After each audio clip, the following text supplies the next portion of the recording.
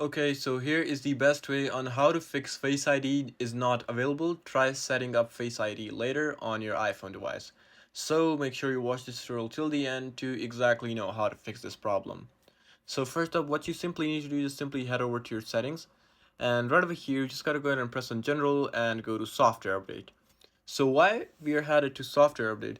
Because what happens most of the time is that when your iPhone is updating to another software update, or like when you're updating to a newer OS like iOS 26, which is new, and here as you can see for me it's saying 18.72, but if I'm upgrading to iOS 26 it might show me the problem.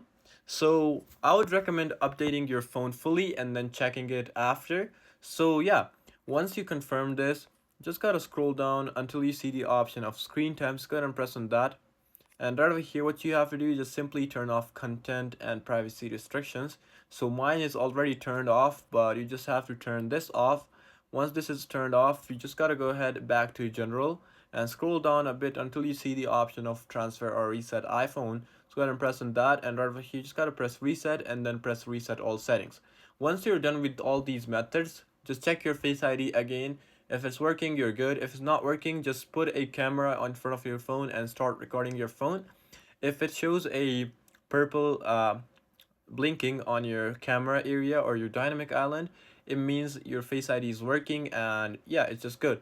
If it's not, if it's the light is not showing, something's wrong with your sensor, you just gotta go ahead and check it out from your store or any Apple store. So yeah, this is it. I hope this tutorial actually helped you out. I'll see you soon in the next one.